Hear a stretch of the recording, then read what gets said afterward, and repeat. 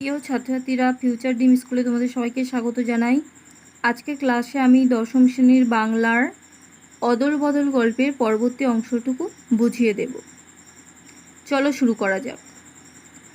এতে দুজনেরই ভয় কেটে গেল। ওরা আবার হাত ধরাধরি করে গ্রামের ধারে হোলির সময়কার বাজি আর বুড়ির বাড়ি পোড়ানো দেখতে গেল। একটা ছেলে ওদের জামা বদলানো দেখেছিল।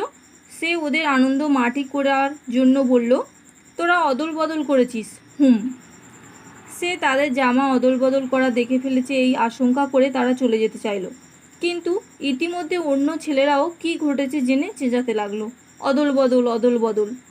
অমৃত আর ইসাব সরে পড়তে চাইল, কিন্তু ছেলের দল তাদের পেছনে পেছনে অদল বদল বলে চেঁচাতে লাগলো। বাবারা তাদের ব্যাপারটা জেনে ফেলবে মনে করে তারা ভয়ে বাড়ির দিকে ছুটে পালাতে লাগলো। তাহলে এই অংশে আমরা দেখলাম ইসাবের বাবা যেহেতু জামা ছেঁড়ার বিষয়টি জানতে পারেনি এবং অমৃতের মা যেহেতু তাকে বকেনি, তাই তারা দুজনেই নিশ্চিন্ত হলো এবং তাদের ভয় কেটে গেল। তারা আবার হাত ধরাধরি করে হোলির সময়কার বাজি আর বুড়ির বাড়ি পোড়ানো দেখতে গেল। কিন্তু একটা ছেলে তাদের জামা বদলানো দেখে ফেলেছিল। সে তাদের আনন্দ মাটি করে দেওয়ার জন্য বলল, তোরা জামা অদল বদল করেছিস। এই কথা অন্যরাও জানতে পেরে, অন্য ছেলেরাও জানতে পেরে তারাও চেঁচিয়ে বলতে লাগলো, অদল বদল অদল বদল। ইসাব আর অমৃত ছুটে বাড়ির দিকে পালাতে লাগলো, যাতে তাদের বাবারা এই বিষয়টি না জানতে পারে। ইসাবের বাবা বাড়ির সামনের দাওয়ায় খাটিয়ায় বসে হুঁকো খাচ্ছিলেন। তিনি ওদের ডাকলেন, তোমরা বন্ধুদের কাছ থেকে পালিয়ে আসছো কেন? আমার কাছে এসে বসো। ওর শান্ত গলা শুনে ওদের চিন্তা হলো। ভাবলো, যা ভেবেছিলাম তাই হলো। উনি আসল ঘটনাটা জানেন, কিন্তু শুধু ভালোবাসার ভান করছেন।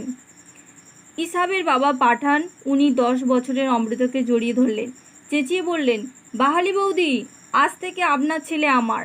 বাহালি বৌদি ঘর থেকে বেরিয়ে এসে হাসতে হাসতে বললেন, হাসান ভাই, আপনি এক ছেলেকেই দেখে উঠতে পারেন না, তা দুজনকে কি করে সামলাবেন?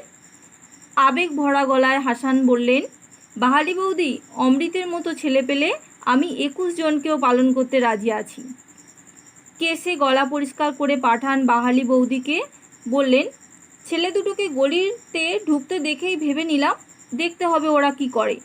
পাড়াপড়শি মায়ের দল পাঠানের গল্প শোনার জন্য ঘিরে দাঁড়ালো।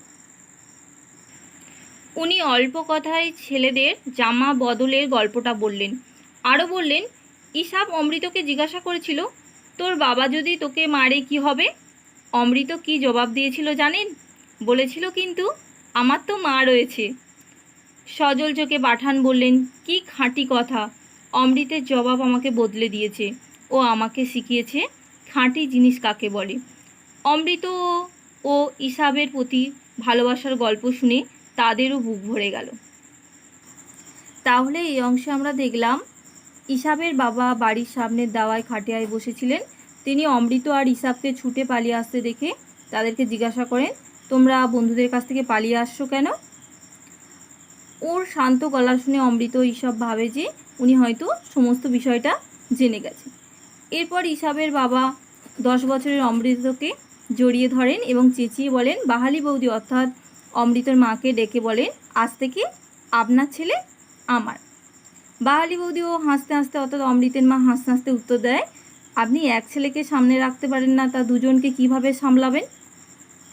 এরপর হাসান অর্থাৎ ইসাবের বাবা আবেগতাড়িত হয়ে বলেন যে অমৃতের মতো যদি ছেলে থাকে তিনি 21 জনকেও পালন করতে রাজি আছেন। কারণ তিনি সংক্ষেপে ইসাব আর অমৃতের জামা অদল বদলের গল্পটা সবাইকে বলেন। আর এর সঙ্গেও তিনি জানান যে ইসাব যখন অমৃতকে জিজ্ঞাসা করেছিল যে তোর বাবা তোকে মারলে তখন কি হবে, অমৃত জবাব দিয়েছিল যে তার মা রয়েছে। এই কথা ইসাবের বাবাকে বদলে দিয়েছিল। অমৃত আর ইসাবের এই গল্প শুনে সবাই অভিভূত হয়ে যায়। ইতিমধ্যে ছেলের দল বাজি আর বুড়ির বাড়ি পোড়ানো দেখে ফিরছিল। তারা ইসাব অমৃতকে ঘিরে বলতে লাগলো, অমৃত ইসাব অদল বদল ভাই, অদল বদল। এবার অবশ্য ইসাব ও অমৃত অপ্রস্তুত বোধ করল না, বরঞ্চ অদল বদল বলাতে তাদের ভালোই লাগলো। অদল বদলের গল্প গ্রামের বাড়ি বাড়ি ঘুরে গ্রাম প্রধানের কানে গেল। উনি ঘোষণা করলেন, আজ থেকে আমরা অমৃতকে অদল আর ইসাবকে বদল বলে ডাকবো। ছেলেরা খুব খুশি হলো। ক্রমশ গ্রাম পেরিয়ে আকাশ বাতাসও অমৃত ইসাব অদল বদল এই আওয়াজে মুখরিত হয়ে উঠল। তাহলে এই অংশে আমরা দেখলাম ছেলের দল বাজি পড়ানো আর বুড়ির বাড়ি পড়ানো দেখে সেই সময় ফিরছিল। তারা ইসাব আর অমৃতকে ঘিরে ধরে বলতে লাগলো, অমৃত ইসাব অদল বদল। তবে এবারে আর ইসাব আর অমৃত অপ্রস্তুত বোধ করলো না, তাদের বরঞ্চ খুব ভালোই লাগলো। তাদের এই গল্প গ্রামের বাড়ি ঘুরে ঘুরে গ্রাম প্রধানের কানে গেল। তিনি অমৃতকে অদল আর ইসাবকে বদল নাম দিলেন।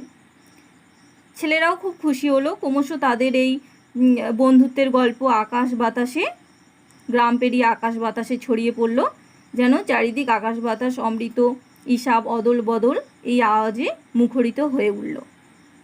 তাহলে এটা একটা খুব সুন্দর বন্ধুত্বের গল্প আমরা আজকে পড়লাম। পরবর্তী গুরুত্বপূর্ণ ভিডিও পেতে তোমরা অবশ্যই চ্যানেলটাকে সাবস্ক্রাইব করো, লাইক করো এবং বন্ধুদের মধ্যে শেয়ার করো।